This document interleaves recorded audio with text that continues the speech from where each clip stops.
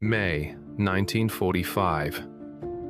In the very heart of the 20th century's greatest cataclysm, the city of Berlin is a smoldering, lunar landscape.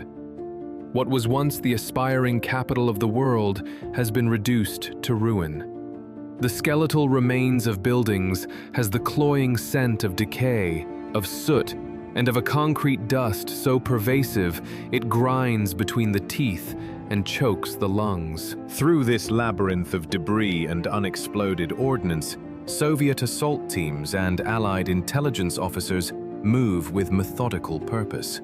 They pick their way through the cellars of the Reich Chancellery, the bunkers of the propaganda ministry, and the hollowed-out shell of the broadcast house.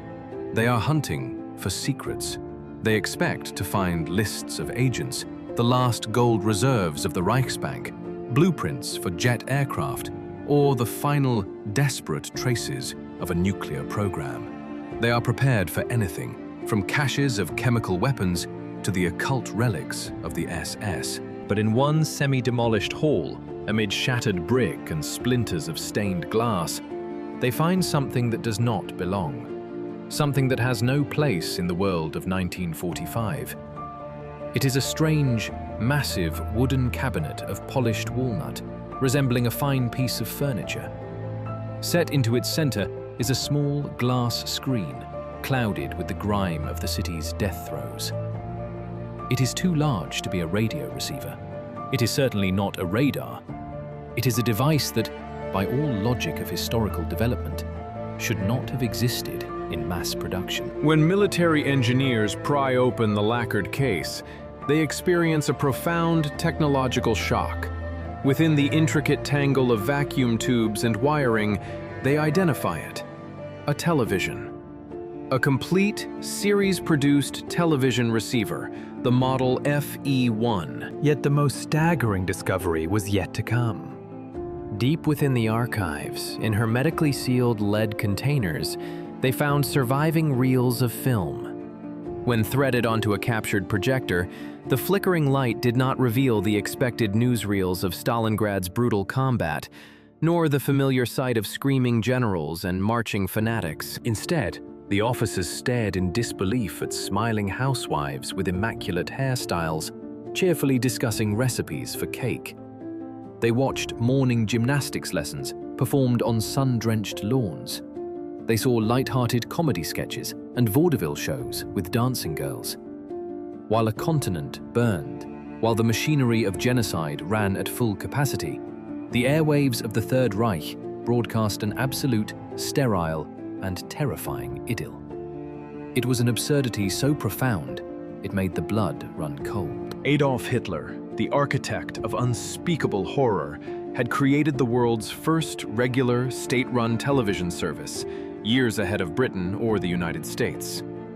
The true terror they uncovered that day was not a secret weapon, but a secret reality. A placid, manufactured dream broadcast directly from the heart of a waking nightmare. While books burned in the public squares of Berlin, a different kind of fire was being kindled. A signal pulsing through the airwaves, carrying with it a new and seductive phantom: the moving image. What, precisely, did this strange new box broadcast into the minds of the German people? How did a technology of the future become the most cherished instrument of a regime steeped in archaic hatred? To grasp the scale of this paradox, one must travel back to the dawn of the 1930s. The world was a symphony of sound, on the cusp of a new era, yet still tethered to the wireless. Radio was the undisputed king of media, a god of information whispering directly into the homes of millions. Newspapers were its queen, the printed record of a world in flux. Television, in the collective consciousness of the time, was pure science fiction. It was a parlor trick, the domain of accenturing in darkened laboratories. It was an experiment with no conceivable practical use. The image swam in a sea of static, the sound crackled and hissed, and the screens were no larger than a postage stamp. Its mechanical scanning discs, essential for capturing the image, whirred and roared with the industrial fury of a tractor. It was a ghost in the machine, a novelty for the curious. But in Germany, a nation humiliated by the Treaty of Versailles and consumed by a thirst for revenge, technology was viewed through a different lens. For the Nazis, who had seized power with a promise of national rebirth, technical supremacy was not a matter of commerce or entertainment. It was an article of faith. Television was more than a curiosity. It was a declaration, a tangible proof of Aryan scientific genius. A shadowy, furious contest began between Berlin and London, a race to see who could be the first to launch a regular public broadcast service. Then, on the 22nd of March, 1935, an event took place in Berlin that should have reshaped the history of media. Yet it went almost entirely unnoticed by the world. Quietly, without international fanfare, but with immense pomp inside the country, the world's first regular public television service began to transmit its signal. It was christened the Fernsehsender Paul Nipkow, the Paul Nipkow television station, in honor of the German pioneer of the scanning disc. It was a calculated act of propaganda, elevating a national inventor to the status of a founding father, thereby claiming the very soul of the technology for Germany. Consider the date, March 1935. Not in New York, not in London, but in the heart of the nascent Third Reich. 4 years before the world would be plunged into war. The Nazis were not merely experimenting, they were operationalizing a vision. At the helm of this new enterprise was Eugene Hadamovsky, a fanatical deputy to propaganda minister Joseph Goebbels. At the station's inauguration, he laid bare its chilling purpose. "In this hour," he proclaimed, "we shall carry out the greatest of all missions, to plant the image of the Führer in the heart of every German." This was no haphazard broadcast. They were on the air 3 times a week for 90 minutes a day, adhering to a rigidly approved schedule from the Ministry of Propaganda. They employed staff announcers who had endured the strictest racial and ideological screening, their faces and voices chosen to be perfect vessels of the regime's will. They even had a team of makeup artists, forced to invent their craft from scratch. Under the searing heat of the primitive studio lights, conventional makeup would melt and run. Worse, the early cameras rendered human skin with bizarre solution. To appear normal on screen, lips were not painted red, but a deep, unsettling green. The signal itself was neutral, a stream of electrons carrying light and sound. But the message it carried was anything but. A technology born of human curiosity had been captured, weaponized, and taught to speak with the voice of a tyrant. In the nascent world of television, the human face presented a vexing, troubling solution, painting actors' faces a ghastly shade of yellow. Behind the scenes, a different kind of ordeal unfolded. Lighting technicians toiled in hellish conditions, bathed in the blinding, searing heat of arc lamps required to awaken the camera's electronic eye. An entire industry, a complex ecosystem of engineers, performers, and technicians had seemingly materialized from nothing. But it was an industry with a fundamental paradox. Who, precisely, was watching? For the average German citizen, a television set was an object of pure fantasy. Its price was equivalent to that of a small automobile or the entire annual salary of a highly skilled laborer. The technology was not for the masses. It was a rarefied treasure for the absolute elite. And here, amidst the technological hurdles, the Nazi regime conceived of its most unnerving and prescient social invention. It was a content distribution model that leapfrogged decades of development, a way to deliver the signal directly into the collective consciousness. They called them Fernsehstuben, television parlors. These were darkened, consecrated spaces scattered across the districts of Berlin and later in Potsdam and Leipzig. They occupied the husks of other buildings, often converted post offices, the quiet halls of libraries, or shuttered storefronts. Admission was, astonishingly, free, but there was a catch. A ticket had to be secured in advance, and from the early morning hours, long, patient queues would form for the privilege. Picture the scene. Berlin in the 1930s. Evening descends. A factory worker or an office clerk, weary from the day, their form lost in a grey woolen coat, steps from the street into a darkened, stuffy hall. They find their place on rows of unyielding wooden chairs, arranged with the rigid formality of a church pew. Silence reigns, absolute and reverent. All eyes fix upon a monolithic wooden cabinet at the far end of the room. Its doors are parted, revealing the prize. A small, milky, flickering portal, no larger than 18 by 22 centimeters. To make the dim image legible, a huge magnifying lens, a glass orb filled with distilled water, was often placed before the screen. It bloated the picture, but warped it at the edges, creating a disorienting fisheye effect. Here, in the gloom, dozens of people would sit for hours, motionless. It was a collective séance, a ritual of technological hypnosis. A prototype for the modern cinema, but with the immediacy of a live broadcast, a ticket to a better, more glorious reality issued directly by the party. The halls were invariably overflowing, with latecomers standing in the aisles, craning their necks. Television had become the new state religion, and the Fernsehstuben were its parishes. The year is 1936, the Berlin Summer Olympics.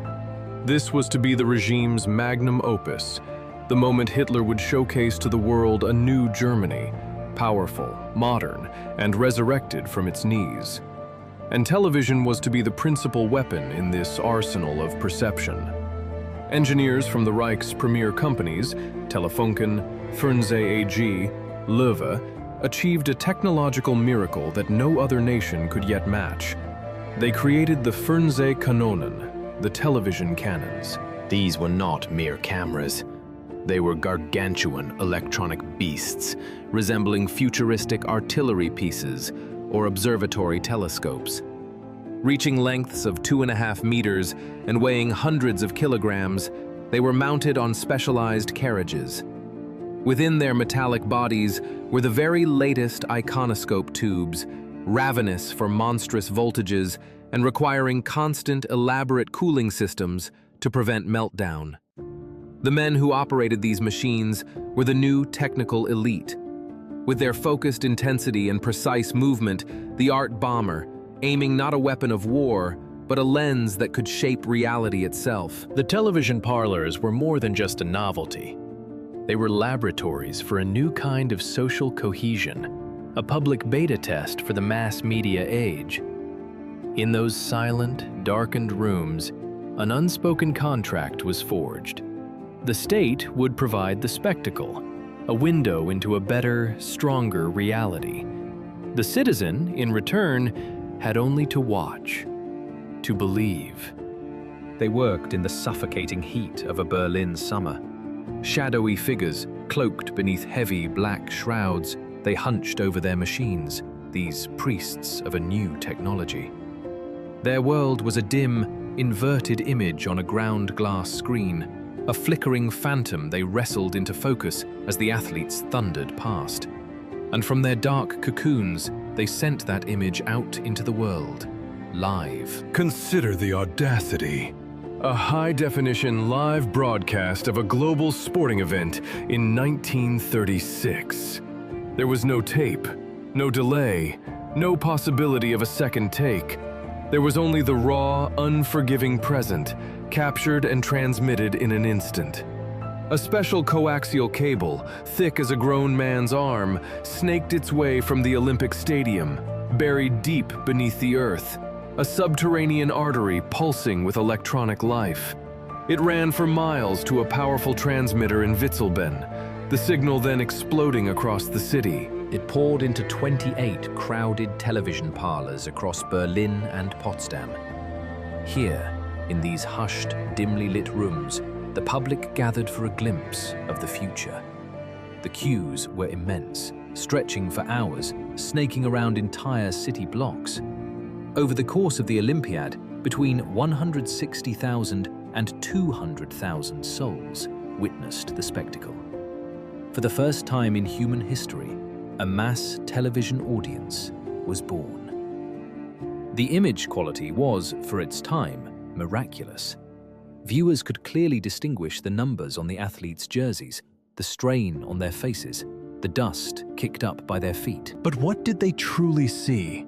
They were meant to see the triumph of German athletes, the physical manifestation of a master race. That was the script, the entire purpose of this monumental technological effort. Instead, they saw a glitch in the grand design. They saw Jesse Owens, a black American athlete who, on the sacred ground of the Reich, systematically dismantled the myth of Aryan supremacy. 1 gold medal, then 2, then 3, then 4. The cameras, impassive and obedient, did their job. They could not look away. They captured his impossible velocity, the elegant power of his form, and the broad, inquiry technology created to glorify the regime was now broadcasting its ideological humiliation in real time to its own people. The censors were apoplectic. Goebbels himself reportedly demanded they stop showing the Negro in close-up. But the switch could not be thrown. The world was watching. Foreign journalists were marveling at the technical prowess on display. To shut it down would be an admission of defeat, a public display of fragility.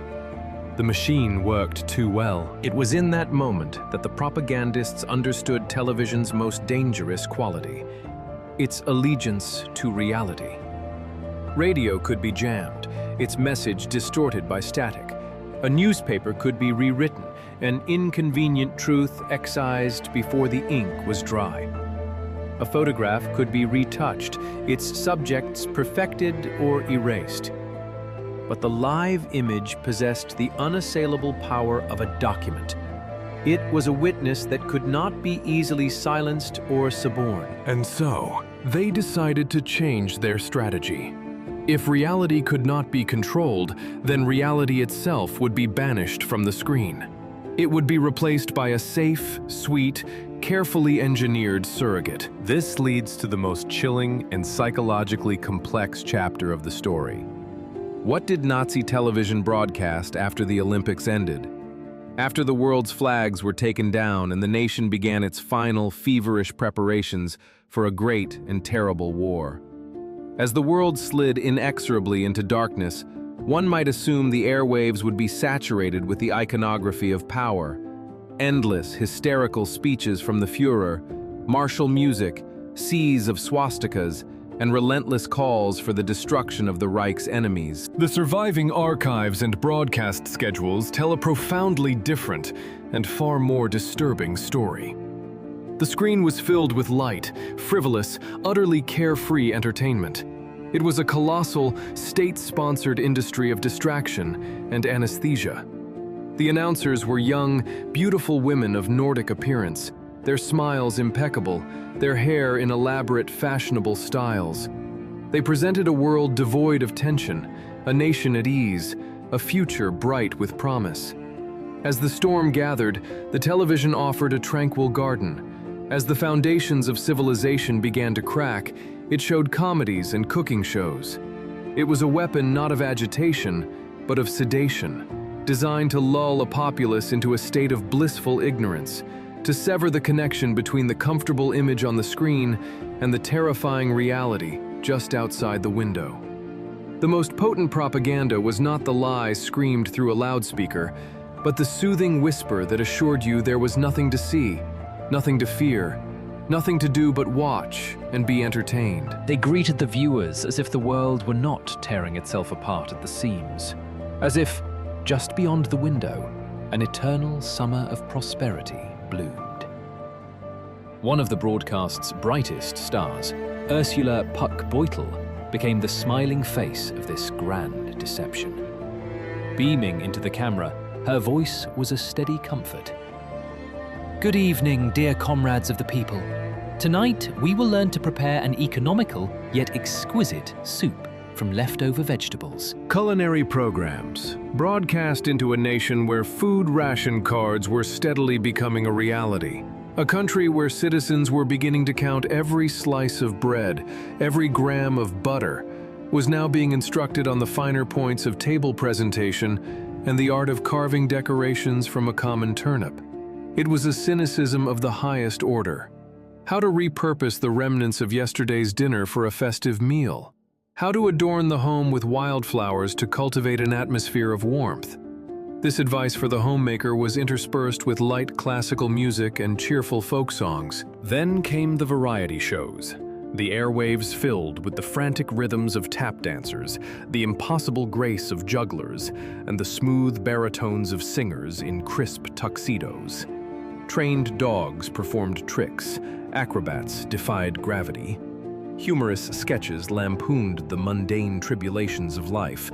Husbands who had forgotten a wedding anniversary, their stern wives, bumbling bureaucrats, and nosy neighbors. It was a carefully constructed surrogate for a normal, peaceful, bourgeois existence. All of this while the Gestapo conducted their arrests in the dead of night. All of this while Jewish citizens were being systematically purged from their professions. All of this while the timber was being cut and the foundations laid for the first concentration camps. From the television screen, there was only laughter and song.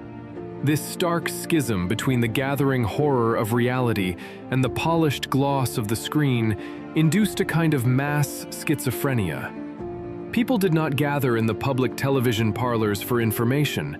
They came for an anesthetic. They came to forget. To believe, for just 1 hour, that war was not inevitable, that the repressions were not happening, that life was beautiful, stable, and secure. The most beloved program was a variety hour called sitcom. Here, the ideal German family, living in an ideal home with a manicured garden, navigated the most trivial of domestic problems. They drank coffee and discussed the weather. There was no mention of politics, no whisper of the front, no shadow of the racial laws. There was only coziness, order, and pristine cleanliness. This was the doctrine of propaganda as soft power. It understood that the spittle-flecked tirades from a podium were exhausting. Far more effective was the presentation of a beautiful, calming picture that delivered its message to the subconscious. This is the world we are protecting. This is the life the Führer has granted you. Remain loyal, and this too can be yours. But the ambitions of the Reich's engineers and its postal ministry, the Reichspost, reached far beyond mere broadcasting. They were pioneering a technology that seems to us a hallmark of the 21st century: video telephony. In 1936, a special broadband coaxial cable was laid between Berlin and Leipzig. By 1938, the network was expanded to include Munich, Hamburg, and Nuremberg. Within the central post offices of these cities, special chambers were constructed. They were called Fernsehsprechstellen, video telephone booths. Imagine it. You would step inside, away from the troubles of the street, into a small, private world of technological marvel. There, for a moment, you could not only hear but see a loved one in a distant city, their face flickering on a small screen. It was a promise of connection, of progress, of a future unburdened by the grim realities gathering just outside the door. It was the ultimate illusion, a technology of intimacy deployed by a regime of alienation, offering a fleeting vision of normalcy in a world that had forgotten its meaning. The heavy, leather-padded door closed with a muffled finality, sealing out the world. Within the quiet of the booth, one settled into a soft armchair. Before you, a screen and a camera, sometimes disguised within the wall, sometimes standing in plain sight, a glassy, unblinking eye. The only familiar object was the telephone handset. After paying the fee in Reichsmarks, a service priced dearly, yet within reach of the middle class, comparable to a long-distance call today, the connection was made. An operator at a distant switchboard would patch you through. Then, a sudden, searing heat bloomed from powerful lamps, designed to illuminate your face for the machine. And on the screen, an image would resolve from the ether. The face of your correspondent, hundreds of kilometers away, appearing in real time. For its era, the clarity was nothing short of miraculous. The system began with 180 lines of vertical resolution, a standard later elevated to an astonishing 441. This was nearly the quality of analog television from the 1980s, more than enough to discern the subtle architecture of human emotion, a smile, the glint of a tear, the precise movement of lips forming words of love or command. This was the domain of soldiers, bound for the front, granted a final, fleeting opportunity to see the faces of their mothers and sweethearts. It was the tool of businessmen, closing urgent deals, insisting on looking their partners in the eye.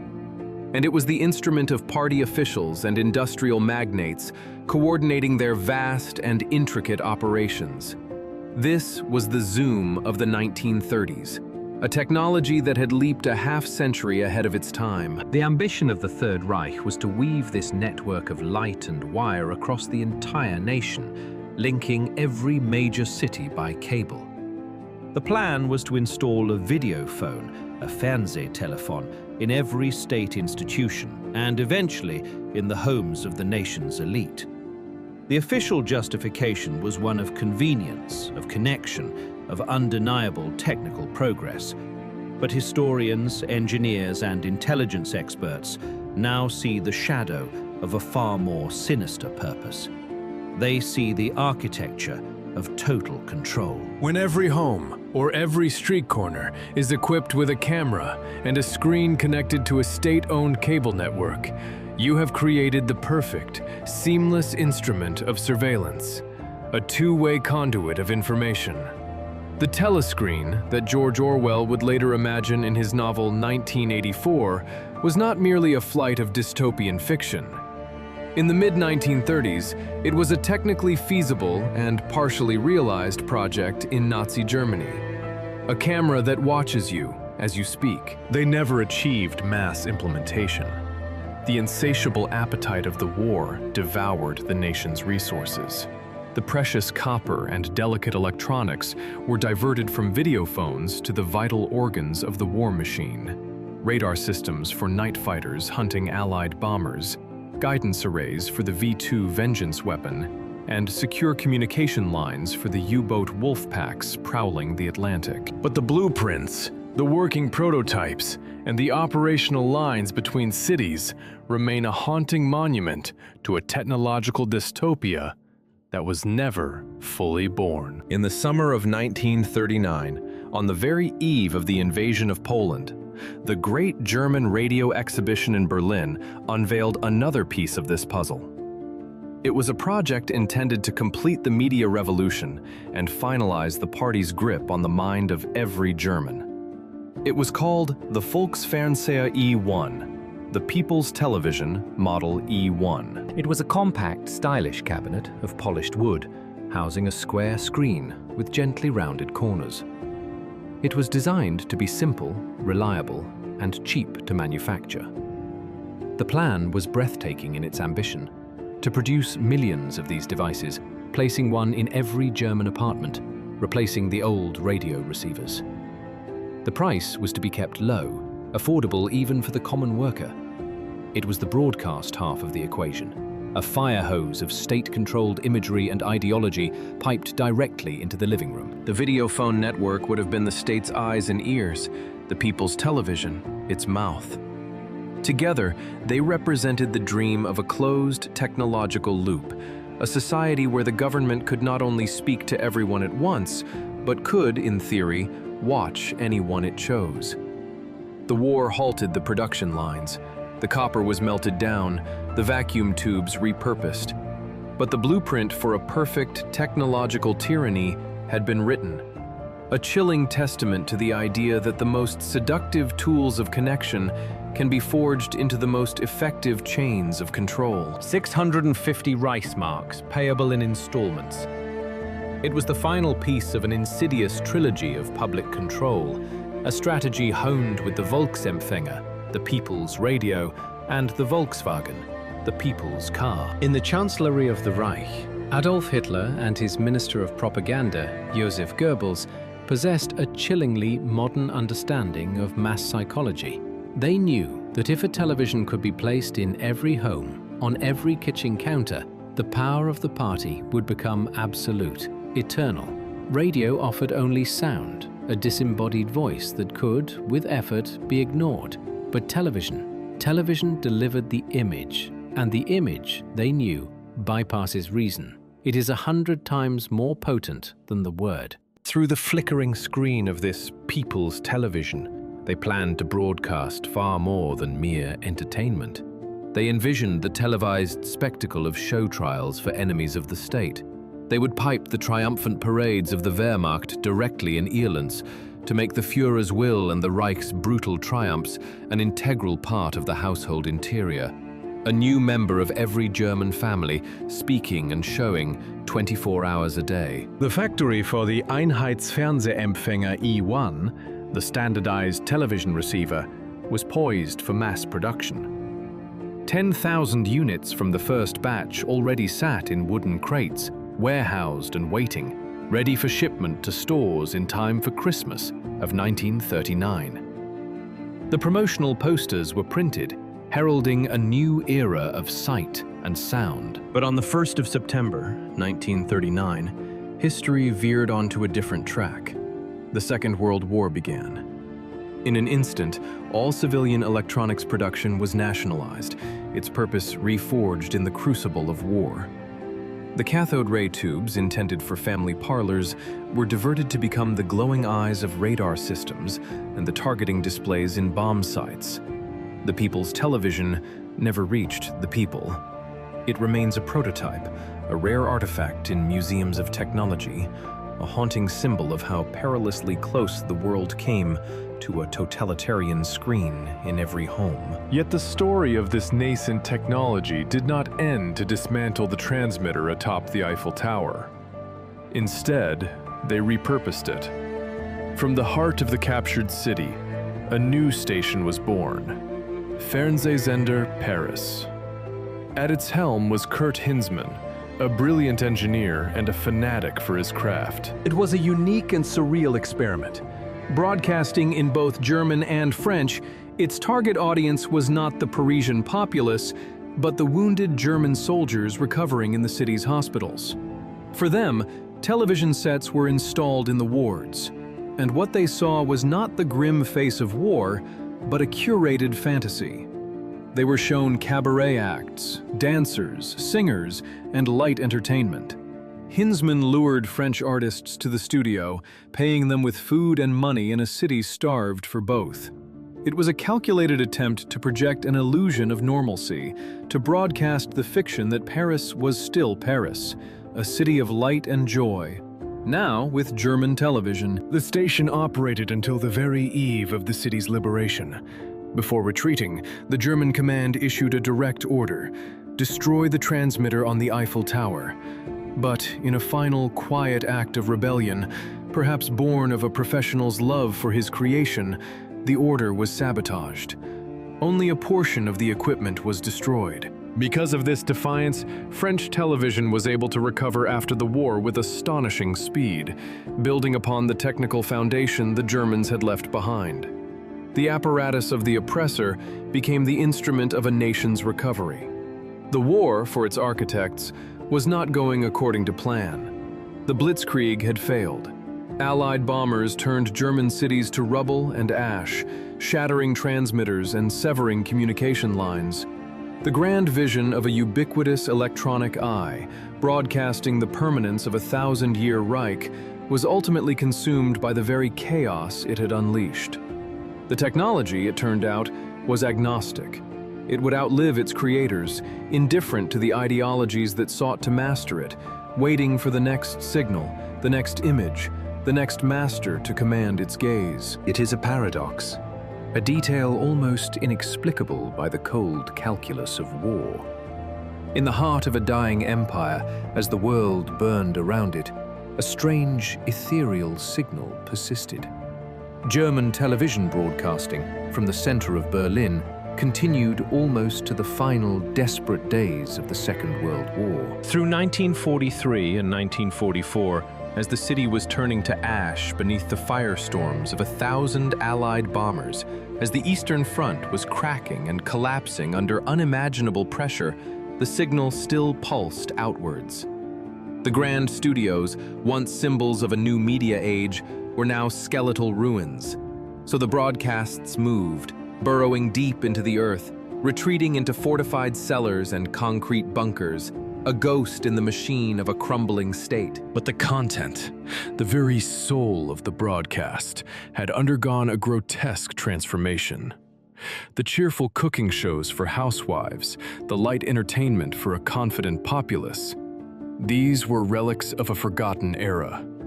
In their place emerged a new kind of programming, designed for a new, captive audience. The wounded soldiers of the Reich. Across the hospitals and makeshift infirmaries of Berlin, the few surviving television sets were installed. Here, men who were mere fragments of their former selves, soldiers without legs or arms, tank crews with faces erased by fire, pilots whose eyes had seen their last sunrise, lay wrapped in gauze and despair. They stared, transfixed, at the small, flickering screen. And what did this phantom broadcast show them? It showed them a lie. It offered them transmissions from a past that could never be reclaimed. Pre-war recordings of variety shows, of opulent stage productions, of a life of impossible beauty and ease. Girls danced the can-can, their laughter echoing from a world before the cataclysm. Comedians told tired, familiar jokes, their punchlines landing in wards thick with the smell of antiseptic and death. It was a phantom limb for a nation that had lost its soul, a form of psychotherapy administered through deception. While Soviet tanks clawed their way towards the Oder River and American bombers methodically erased entire city blocks in a single raid, the television offered a vision of eternal, manic festivity. A desperate electronic lie to hold back the encroaching reality. The final broadcast is a matter of historical debate. Some accounts place it in the autumn of 1944. Others claim the signal held on, impossibly, into the first weeks of 1945. Then, the inevitable. The transmitter atop the Berlin radio tower was silenced by a direct impact. The signal faltered. The screen went dark. The mirror, which had for so long reflected a distorted, fabricated reality, was finally shattered into 1,000 pieces. Television had died just before the regime it served. All that remained was silence and the hiss of empty airwaves. When the war ended and Allied forces, Americans, British, and Soviets, finally picked through the technological bones of the Reich, they were met with a profound shock. The level of sophistication in German broadcast technology was staggering. Interlaced scanning systems of remarkable stability, cathode ray tubes of unparalleled clarity, signal amplifiers, and cameras that could see in the encroaching gloom. It was all years, perhaps a decade, ahead of anything that existed in the United States or Great Britain. The hunt was on. Not for treasure, but for the minds that had conceived it.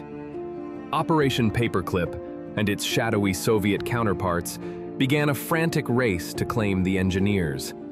A portion of the equipment was crated and shipped to the Soviet Union. The famed Shabalovka Television Center in Moscow, in its early years, ran in part on captured German transmitters and technology.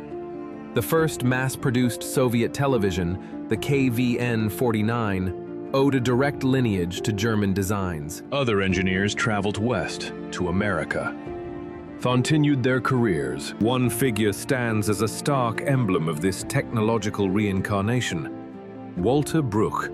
A pioneer of German television, he was the cameraman who operated the famous Canon camera at the 1936 Berlin Olympics, framing the Führer's triumphs for the world. After the war, he emerged as a leading engineer in West Germany. There, he created the PAL system, the standard for color television that would be adopted by more than half the world, including all of Europe. The man who had once broadcast Hitler to the masses would now gift half the world its spectrum of color. Technology, it seems, is agnostic. Electrons carry no political allegiance. A camera lens possesses no moral compass. But the story of this phantom broadcast, of this beautiful lie told in a city of ghosts, serves as a terrible and unforgettable lesson. It is a lesson written in static and silence, a chilling reminder that the brightest screens can cast the darkest of shadows. Here is the stark proof that technological progress does not guarantee humanism. The most advanced, most perfected tools can be wielded in service of the most archaic, most sinister ambitions. Consider the television. In the mind's eye, bind the scattered family of humankind into a single shared experience.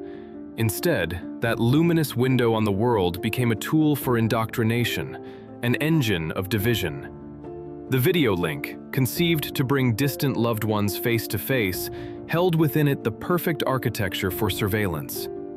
Entertainment became a powerful anesthetic, administered to a whole nation while its conscience was surgically removed. Let us permit ourselves, for a moment, a terrifying thought experiment. Imagine that the war had dragged on, that Germany had not been defeated so swiftly.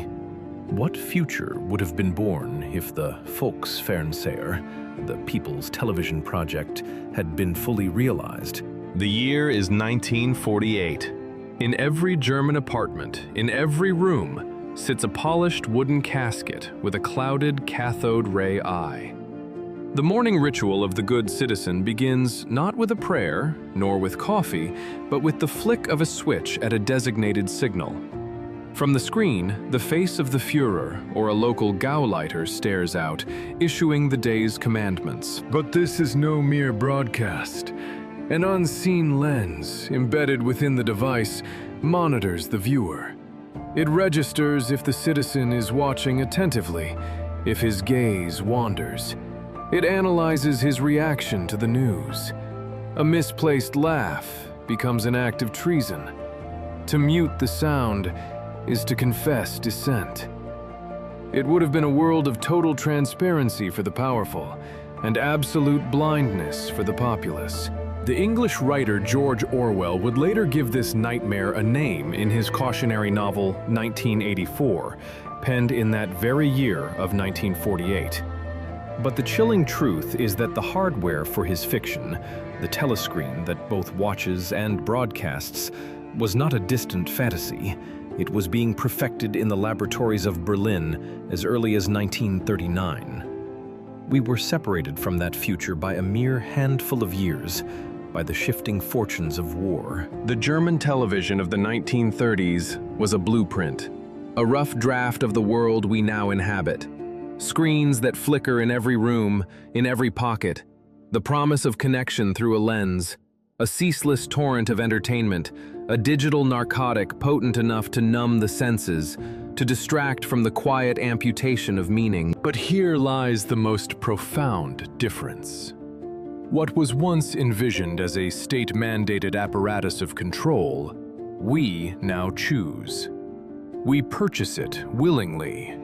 We invite it into our homes, paying for the privilege with our currency and our attention.